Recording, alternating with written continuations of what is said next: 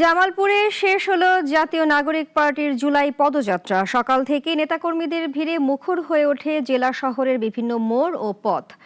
দলের আহ্বায়ক নাহিদ ইসলাম পথসভায় বিএনপির উদ্দেশ্যে বলেন, দলটির চেয়ে বেশি করেই নির্বাচন চায় এনসিপি। গণ অভ্যুত্থান না হলে ভোটের স্বপ্নই অবান্তর ছিল। জামালপুর প্রতিনিধি আব্দুল্লাহ আল লোমানের তথ্যচিত্রে অলিউলনের রিপোর্টে বিস্তারিত।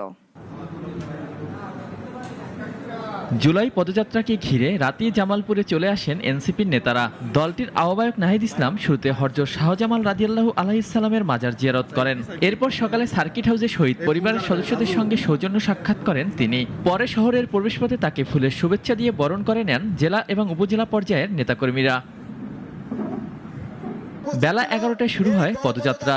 শহরের গুরুত্বপূর্ণ সড়ক ঘুরে ফৌজদারি মোড়ে গিয়ে শেষ হয় এই পদযাত্রা।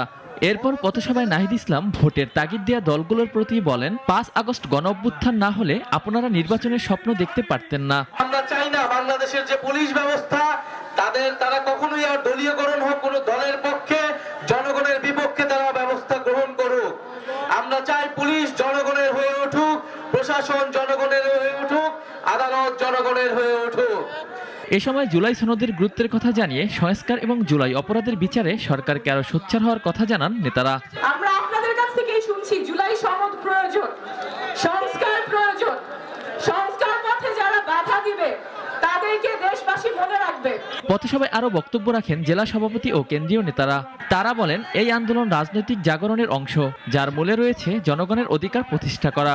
2024 সালে যে গণ অভ্যুত্থান হয়েছে, এই গণ অভ্যুত্থানে জামালপুরের 17টি সন্তান প্রাণ দিয়ে বাংলাদেশকে ফ্যাসিবাদ মুক্ত করেছে। জুলাই এ পদযাত্রা জামালপুরের রাজনীতিতে নতুন বার্তার পাশাপাশি তরুণদের উপরই ভরসা রাখার আহ্বান জানান নেতাকর্মীরা। অলিউল রনি, নাগরিক, ঢাকা।